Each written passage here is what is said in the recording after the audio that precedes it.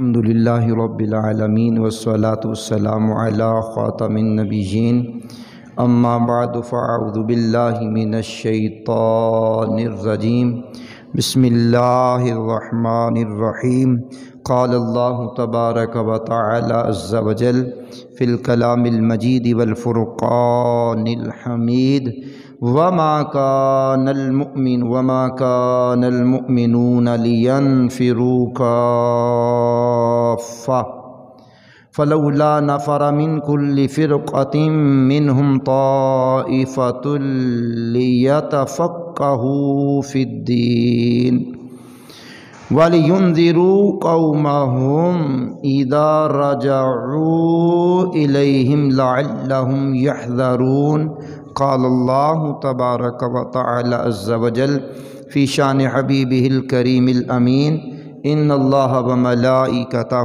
یصلون علی النبی یا ایہا الذین آمنوا صلوا علیہ وسلموا تسلیما اللہم صل علی سیدنا و مولانا محمد معدن الجود والکرم وآلہ وبارک وسلم صلاۃ و سلام علیکہ یا سیدی یا رسول اللہ صلی اللہ تعالی علیہ وآلہ واصحابہ وبارک وسلم۔ اللہ کریم کا کروڑ شکر ہے جس کی عطا اور توفیق سے آج ہم 12 جمادی الاولیٰ 1446 ہجری بمطابق 15 نومبر 2024 کا یہ جمعہ مرکزی جامع مسجد انواری ممتاز آباد ملتان شریف میں رہتے ہوئے اس کی برکات لوٹ رہے ہیں۔ عرشوں کا مالک مجھے آپ کو عمل کی توفیق سے مالا مال کرے۔ میرے سامنے 11ویں پارے کی سورہ توبہ کی آیت نمبر 122 ہے۔ مالک کائنات نے فرمایا اور مسلمانوں سے یہ تو ہو نہیں سکتا کہ سب کے سب نکلیں، تو کیوں نہ ہوا کہ ان کی ہر گروہ سے ایک جماعت نکلے کہ دین کی سمجھ حاصل کریں اور واپس آ کر اپنی قوم کو ڈر سنائیں اس امید پر کہ وہ بچیں۔ اس مبارک آیت کریمہ میں مالک حقیقی نے مسلمانوں سے مطالبہ بھی کیا اور مسلمانوں کے لیے آسانی بھی ارشاد فرمائی کہ تم میں سے سب کے سب دین سیکھنے کے لیے اگر نکل جائیں گے تو یہ تمہارے لیے ممکنات میں سے نہیں ہے۔ دیگر تمہارے معاملات ہیں، روزمرہ کے معاملات ہیں، تجارت ہے، معاشرت ہے، معاشیات ہے، نظام زندگی ہے، کمانا ہے، لانا ہے، مارکیٹوں کے نظام ہیں، تجارت کی منڈیوں کے نظام ہیں، لینے دینے کے معاملات ہیں۔ تو پھر فرمایا یہ کیوں نہیں ہوتا کہ ہر گروہ میں سے ایک جماعت نکلے، کچھ افراد نکلیں، قبائل میں سے، محلوں میں سے، بستیوں میں سے، قصبوں میں سے، دیہاتوں میں سے، برادریوں میں سے کچھ افراد نکلیں۔ وہ جو افراد نکلیں اللہ کی راہ میں دین سیکھنے کے لیے، دین کی معلومات حاصل کرنے کے لیے، پڑھنے کے لیے اور شعار اسلام سیکھنے کے لیے، پھر وہ سیکھ کر کے جب واپس آئیں تو آ کر کے اپنی قوم کو اللہ سے ڈرائیں، اللہ کے محبوب کی سنتوں کا عامل بنائیں، ان کو دین کی سمجھ بوجھ عطا کریں اور دین کے حسین اصول ان تک پہنچائیں۔ تو فرمایا سب کے سب تو نہیں نکل سکتے تم۔ یہی آیت کریمہ کا خلاصہ ہے۔ عبداللہ ابن عباس سے مروی ہے کہ قبائل عرب میں ہر قبیلہ اس میں سے ایک جماعت سرکار دو عالم علیہ الصلوۃ والسلام کی بارگاہ اقدس میں حاضری دیتی اور وہ حضور کو نور صلی اللہ علیہ وسلم کی بارگاہ اقدس سے علم سیکھتے، دین سیکھتے، فقاہت سیکھتے۔ یہ حضور کے معجزات میں سے ہے کہ چند لمحے بھی آپ کی بارگاہ میں رہنے والا فقیہ بن جاتا۔ تو وہ علم دین سیکھتے، قرآن کے ارشادات سیکھتے، آپ کے فرامین سیکھتے، اور پلٹ کر کے جب اپنی قوم کے پاس جاتے تو قوم کو جا کر بھی وہ سکھانے میں کامیاب ہو جاتے۔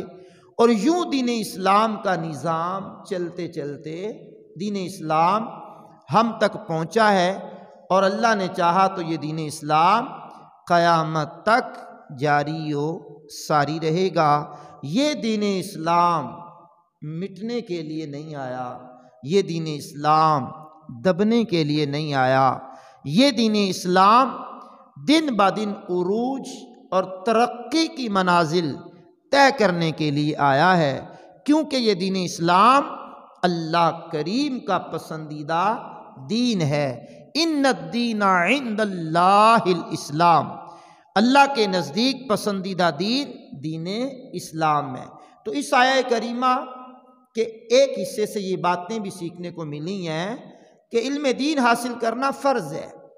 اس کی تفسیر یوں ہے کہ جو چیزیں بندے پر فرض و واجب ہے اور جو اس کے لیے ممنوع و حرام ہے اور اس سے درپیش ہیں، ان کا سیکھنا فرض ہے، اور اس سے زائد علم حاصل کرنا فرض کفایہ ہے۔ امام ابن ماجہ میں یہ حدیث ہے، 224 نمبر حدیث کا ہے، کریم آقا علیہ السلام نے فرمایا علم سیکھنا ہر مسلمان پر فرض ہے۔ مطلب کہ جو اس کے اوپر ضروری ہے، نماز بالغ ہوتے ہی فرض ہو جاتی ہے، تو اس کے مسائل سیکھنا ضروری ہو گیا۔ اب روزہ فرض ہوا تو روزے کے مسائل سیکھنا فرض ہو گئے، اب زکوٰۃ فرض ہوئی تو زکوٰۃ کے مسائل سیکھنا فرض ہو گئے، حج پہ جانا ہے تو حج کے مسائل سیکھنا فرض ہو گئے۔ اسی طرح ملازمت کرتا ہے تو اس کے معاملات سیکھنا ضروری ہیں، تاجر ہے تو تجارت کے اصول سیکھنا ضروری ہو گئے، کوئی کاروبار کر رہا ہے تو اس کے مسائل سے آگاہی یہ ہے۔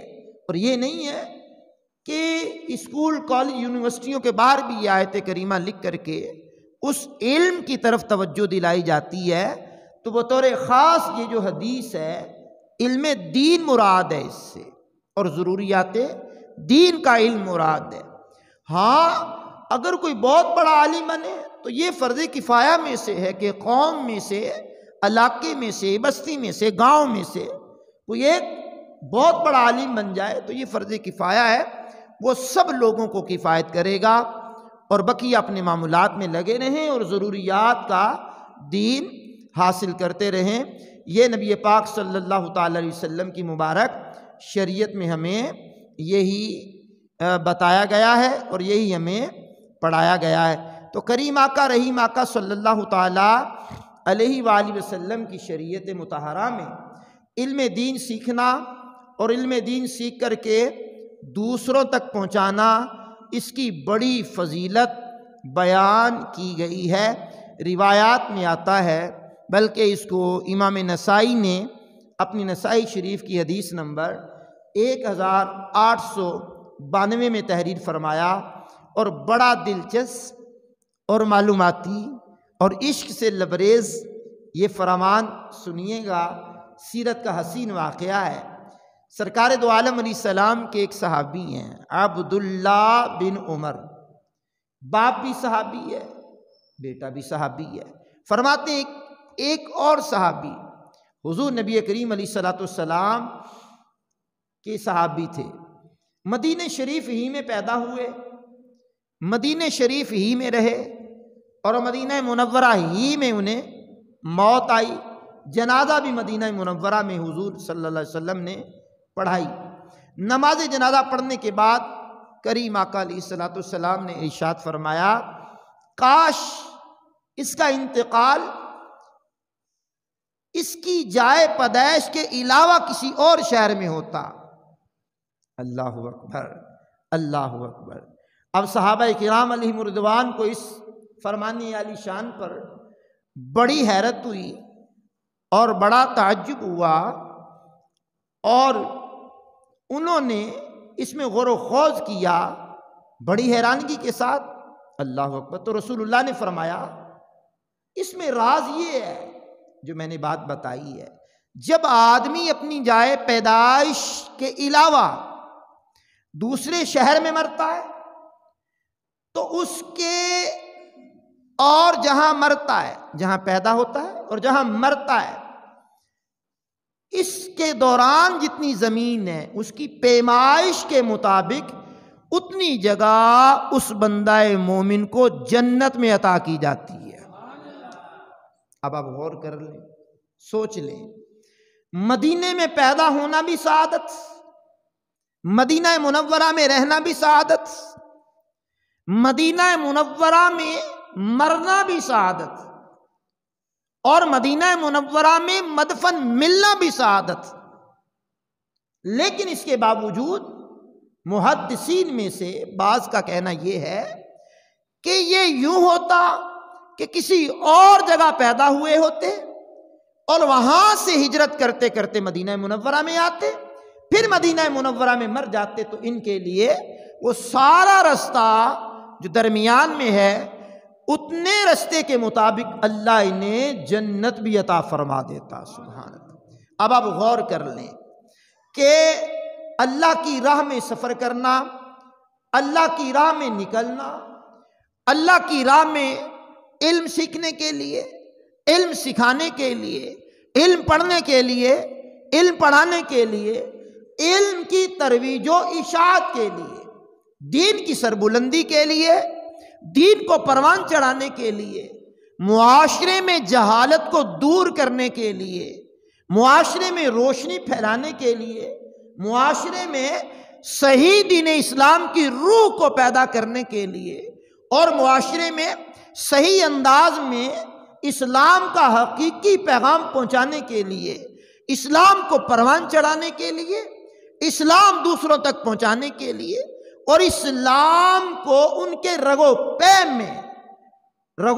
پے میں پیوست کرنے کے لیے اگر بندہ سفر کرتا ہے تو یہ سارا سفر اللہ کی راہ میں سفر کرنا کہلاتا ہے۔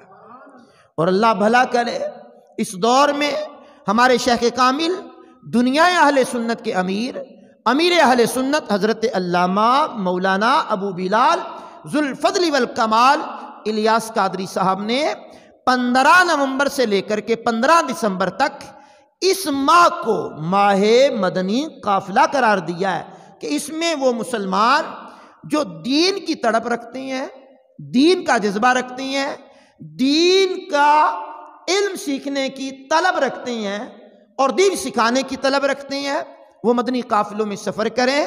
جس کو نماز نہیں آتی اس کو نماز کے احکام سکھائے جائیں گے، جس کو نماز جنازہ نہیں آتی اس کو نماز جنازہ سکھائی جائے گی، جس کو دعائے قنوت نہیں آتی اس کو دعائے قنوت سکھائی جائے گی، جس کو جناب والا روز مرہ کی سنتیں آداب نہیں آتے، احسن انداز میں بغیر شرمندہ کیے اس کو یہ دین اسلام کے احکام سکھائے جائیں گے۔ تو بہرحال بندہ دنیا میں آیا تو ہے، اس نے دنیا سے جانا بھی ہے، یہ ہمیشہ رہنے کے لیے نہیں آیا، اس نے دنیا کو چھوڑ کر کے جانا ہے۔ جب جانا ہی ہے تو پھر دین کا کچھ کام کرنے کے بعد یہ بندہ دنیا سے رخصت ہو، تاکہ دین اسلام اور دین اسلام کے بانی اور ہمارے پیغمبر اسلام کا مالک ہمارا رب ہم سے راضی ہو۔ ویسے کسی شاعر نے کہا ہے، لائی حیات آئے قضا لے چلی چلے، اپنی خوشی سے نہ آئے نہ اپنی خوشی سے چلے۔ اب نہ اپنی مرضی سے دنیا میں آئے ہیں نہ اپنی مرضی سے دنیا سے جائیں گے، اللہ کریم کے حکم کے پابند ہیں۔ بہرحال سماعت کیجئے گا، میں یہ بات کر رہا تھا پیغمبر اعظم علیہ السلام کی اس صحابی کی جو مدینہ منورہ ہی میں پیدا ہوئے، رہے بھی، انتقال بھی وہیں ہوا، اور ان کا نماز جنازہ بھی اسی جگہ پڑھا گیا۔ طیبہ میں مر کے ٹھنڈے چلے جاؤ آنکھیں بند، سیدھی سڑک یہ شہر شفاعت نگر کی ہے۔ یہ سید اعلیٰ حضرت عظیم البرکت علیہ رحمہ نے بڑی خوبصورت التجا کی ہے۔ بہرحال سنیے گا میرے کریم آقا رحیم آقا صلی اللہ تعالیٰ علیہ وآلہ وسلم کا فرمان عالی شان۔ اس کا مطلب یہ نہیں ہے کہ ہم جناب والا مدینے میں مرنے سے کترائیں، بلکہ مدینہ منورہ میں حضور نے فرمایا جسے ہو سکے وہ مدینہ منورہ ہی میں مرے۔ سبحان اللہ، کیا بات ہے۔ میں ہوں سنی رہوں سنی مروں سنی مدینے میں، بقیے پاک میں بن جائے تربت یا رسول اللہ۔ ہمیں ہریال گنبد کے تلے قدموں میں موت آئے، ہمیں ہریال گنبد کے تلے قدموں میں موت آئے، سلامت لے کے جاؤں دین و ایمان یا رسول اللہ۔ سائے میں سبز گنبد کے توڑنے بھی دو دم، چارہ کرو خدا را کوئی کرو نہ چارہ۔ تو بہرحال مدینہ منورہ میں رہنا بھی سعادت، مدینہ منورہ میں مرنا بھی سعادت، لیکن دین کی سربلندی کے لیے صحابہ کرام علیہم رضوان نے، تابعین نے، بڑے بڑے اکابر علماء و مشائخ نے دنیا میں سفر کیے اور دور دراز علاقوں میں جا کر بھی دین اسلام کا پیغام پہنچایا اور دین اسلام کو لوگوں تک پہنچایا۔ مشہور مفسر قرآن حکیم الامت مفتی احمد یار خان صاحب نعیمی فرماتے ہیں کہ موت وطن کی موت سے افضل ہے، کہ بندہ جہاں پیدا ہوا اس کے علاوہ کسی اور جگہ مرے تو یہ اس کے لیے بہت اچھا ہے۔ ایک حدیث پاک میں یہ بھی فرمایا گیا ہے کہ سفر کی موت شہادت کی موت ہے۔ سبحان اللہ، کیا بات ہے جناب، کیا بات ہے۔ گھر سے کہیں اچھا ہے مدینے کا مسافر، یا صبح وطن شام غریب الوطنی ہے۔ سبحان اللہ الکریم، سبحان اللہ الکریم۔ ویسے تو راہ خدا میں سفر کرنا مستقل نیکی ہے، اللہ کی راہ میں سفر کرنا مستقل نیکی ہے۔ یہ سوچ، کاش یہ مائنڈ سیٹ ہمارا، یہ سوچ ہماری بن جائے۔ ایک تعداد مسلمانوں کی وہ ہے کہ نہ جو دین کی طرف آتے ہیں اور نہ ہی دین کی طرف دین کا علم سیکھنے کے لیے جاتے ہیں۔ جمعہ ہو یا عید کی نماز پڑھ لیتے ہیں، اس کے علاوہ بس ماڈرن زندگی گزار رہے ہیں۔ ان کے علاوہ وہ لوگ ہیں جو باقاعدہ دین کا رجحان رکھتے ہیں، داڑھی شریف رکھی ہے، سر ڈھانپ کر بھی رکھتے ہیں، ٹوپی پہن کر رکھتے ہیں، امامہ باندھ کے رکھتے ہیں، اور ان لوگوں کی بھی عموماً یہ سوچ ہوتی ہے کہ دین بس اتنا ہی ہے، نماز پڑھ لیں، روزے رکھ لیں، حلال کمایا، حلال کھایا، اللہ پاک کے حقوق ادا کیے، بندوں کے حقوق ادا کیے، بس بہت ہے میاں۔ راہ خدا میں سفر ان کی ڈکشنری میں پایا نہیں جاتا۔ سچ تو یہ ہے ہم بس اسٹینڈ کا وزٹ کر لیں، ریلوے اسٹینڈ ہو، بس اسٹینڈ ہو، کار موٹر سائیکل اسٹینڈ ہو، تو یہ سارا وزٹ کرنے سے ہمیں پتہ چلے گا آنے والوں کی تعداد کثرت کے ساتھ وہی ہے جو ٹریول کرتی ہے، اور اپنی دینی معاملات میں نہیں، دنیاوی معاملات میں۔ ایک شہر سے دوسرے شہر جانا ہے تو دنیاوی معاملات میں، دوسرے شہر سے تیسرے شہر جانا ہے تو دنیاوی معاملات میں، ملک سے دوسرے ملک جانا ہے تو دنیاوی معاملات میں، تیسرے ملک دنیا کے اکثر ممالک کا سفر کرنا ہے تو اپنے دنیاوی معاملات میں، اور دین کے لیے سفر کرنے کا رجحان نہ ہونے کے برابر ہے۔ ہمیں اپنی زندگی میں کچھ نہ کچھ وقت ایسا بھی نکالنا چاہیے ہم پرسکون ہو کر کے سفر کریں، اور وہ سفر راہ خدا کا کریں، راہ خدا کا سفر کریں اور راہ خدا کے مسافر بنیں، اللہ کی راہ کے مسافر بنیں۔ آپ کہیں گے جناب ہم کوئی بہت بڑے محدث ہیں، ہم بہت بڑے فقیہ ہیں، ہم بہت بڑے کوئی عالم ہیں، ہم بہت بڑے کوئی مبلغ اسلام ہیں۔ میں نے کہا نا بھائی، میں کب کہہ رہا ہوں کہ آپ سارے کے سارے بہت بڑے محدث و مفکر ہو، مفسر قرآن ہے، لیکن حضور کی امت میں تو ہے نا، حضور کی امت میں ہمیں پیدا کیا، پھر ہمیں ادنا نہیں بنایا، اعلیٰ بنایا، اور پھر ہمارے اعلیٰ ہونے کا ہمارے قرآن میں ذکر آیا، کنتم خیر امت اخرجت للناس تَأْمُرُونَ بِالْمَعْرُوفِ وَتَنْهَوْنَ عَنِ الْمُنْكَرِ وَتُؤْمِنُونَ بِاللَّهِ، فرمایا کہ تم بہترین امت ہو جو لوگوں میں ظاہر کی گئیں نیکی کا حکم کرتے ہو، برائی سے منع کرتے ہو، اللہ پر ایمان رکھتے ہو، اللہ پر ایمان رکھتے ہو۔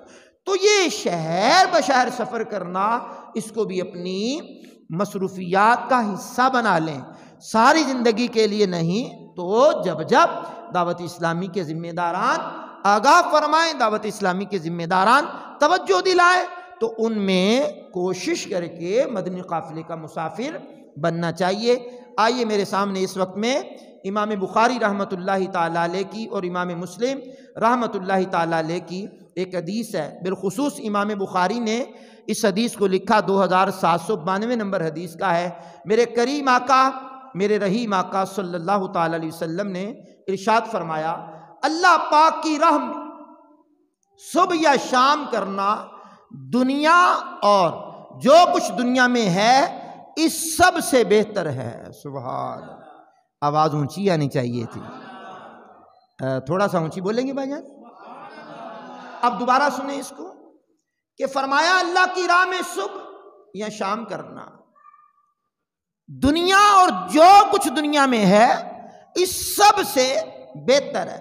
اب اللہ کی راہ میں صبح کرنا، اللہ کی راہ میں شام کرنا، صبح کو چلا تو شام تک، شام کو چلا تو صبح تک، یہ اللہ کی راہ میں ہے۔ دین سیکھنے کے لیے چلا، نیکی کی دعوت دینے کے لیے چلا، ایک مسجد سے دوسری مسجد میں درس دینے کے لیے چلا، لوگوں کو دین کی ترغیب دلانے کے لیے چلا، تو یہ دنیا اور جو کچھ دنیا میں ہے سب سے بہتر ہے۔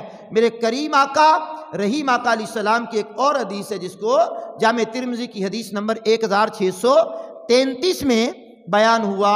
میرے کریم آقا علیہ السلام کے صحابی ابو ہریرہ رضی اللہ تعالی عنہ بیان کرتے ہیں، مدینے کے تاجدار صلی اللہ علیہ وسلم نے ارشاد فرمایا، کسی بندے پر راہ خدا کا غبار اور دوزخ کا دھواں جمع نہیں ہوگا۔ عظیم مفسر قرآن، مشہور مفسر قرآن، حکیم الامت مفتی احمد یار خان صاحب نعیمی رحمۃ اللہ علیہ اس حدیث پاک کی شرح میں فرماتے ہیں، میرات المناجی میں فرمایا، راہ خدا کا غبار وہ غبار ہے جو رب کائنات کی رضا کے لیے راستہ چلا جائے۔ وہاں کا غبار جسم، کپڑوں یا پاؤں یا چہرے پر پڑے، حدیث پاک کا معنی یہ ہے جیسے دو ضدیں جمع نہیں ہوتی، آگ اور پانی جمع نہیں ہوتے، آگ ہے تو پانی نہیں، پانی ہے تو آگ نہیں، آگ جل رہی پانی آیا تو آگ بجھ جائے گی، ہے تو یہ دو ضدیں ہیں۔ تو فرمایا اسی طرح راہ خدا کا غبار اور جہنم کا دھواں یہ آپس میں ایک جگہ جمع نہیں ہو سکتے۔ کیا بات ہے جناب! اب بندہ راہ خدا کا مسافر بنا، بندہ راہ خدا میں نکلا، نیکی کی دعوت کے لیے نکلا، بیان کرنے کے لیے نکلا، درس دینے کے لیے نکلا، کسی کو مدنی قافلے کی دعوت دینے کے لیے نکلا، نماز سیکھنے کے لیے نکلا، دین اسلام کے حکام سیکھنے کے لیے نکلا، دین اسلام کی ترویج و ارشاد کے لیے نکلا، دین اسلام کی ترقی کے لیے نکلا، نیکی کی دعوت کی دھومیں مچانے کے لیے نکلا، تو فرمایا اس راہ میں اڑنے والا غبار، اس راہ میں مٹی، یہ خاک جس سے ہم اپنے آپ کے کپڑوں کو بچاتے ہیں، فرمایا یہ چہرے پہ لگے تو چہرہ جہنم سے آزاد، یہ کپڑوں کو لگے، جسم کو لگے تو جسم جہنم سے آزاد۔ فرمایا یہ دو چیزیں جمع نہیں ہوں گی، راہ خدا کا غبار اور جہنم کا دھواں۔ تو مفتی صاحب ایک حدیث کی شرح بیان کرتے ہوئے یہ بھی لکھتے ہیں کہ جب جسم کا ایک حصہ جہنم سے بچ جائے گا تو بقیہ حصہ اللہ کی رحمت سے وہ بھی بچ جائے گا۔ سبحان اللہ! تو سفر کرنا ہمارے معاملات میں تو ہوتا ہے، لیکن سفر وہ ہماری ذاتی معاملات کے لیے ہوتا ہے۔ کاش دین کے معاملے میں بھی ہم سفر کرنا سیکھ جائیں اور دین اسلام کی ترویج و ارشاد کے لیے بھی سفر کرنا ہم لوگ سیکھ جائیں۔ آئیے سنیے ایک حدیث پاک، بہت پیاری حدیث پاک ہے۔ میرے کریم آقا رحیم آقا علیہ السلام نے فرمایا، مسافر اللہ کے محبوب بندے ہیں۔ سبحان اللہ! اور آہستہ آہستہ بولنے والے بھی محبوب بن سکتے ہیں۔ کیا بات ہے جناب! سنیے، دوبارہ سنیے جناب۔ فرمایا رسول اللہ علیہ السلام نے مسافر اللہ کے محبوب بندے ہیں. پوچھا گیا کون سا مسافر؟ فرمایا وہ جو اپنے دین کے لیے یہاں سے وہاں وہاں سے یہاں سفر کرتے رہتے ہیں اور روز قیامت انہیں حضرت عیسیٰ علیہ السلام کے پاس جمع کیا جائے گا. کیا بات ہے جناب. اب عیسیٰ علیہ السلام کے پاس کیوں جمع کیا جائے گا؟ حدیث میں آتا ہے کہ روایات کا خلاصہ ہے کہ عیسیٰ علیہ السلام نے دنیا میں کوئی گھر نہیں بنایا. اب آپ جانتے ہیں کہ یہاں پرندوں کے بھی گھر ہوتے ہیں، جانوروں کے بھی گھر ہوتے ہیں اور انسانوں کے بھی گھر ہوتے ہیں، لیکن یہ اللہ کے پیغمبر ہیں، انہوں نے کوئی گھر نہیں بنایا. یہ ہر وقت اللہ کے دین کے لیے سفر کرتے رہتے. آپ سے پوچھا گیا آپ کا گھر کون سا ہے؟ فرمایا میرا گھر ہے مسجد. سبحان اللہ. تو میں نے مسجد کو گھر بنایا، مطلب اکثر و بیشتر وقت یہ مسجد میں گزارتے اور پھر راہ خدا میں سفر کرتے رہتے اور اپنے دین کی ترویج و ارشاد کے لیے کمر بستہ رہتے.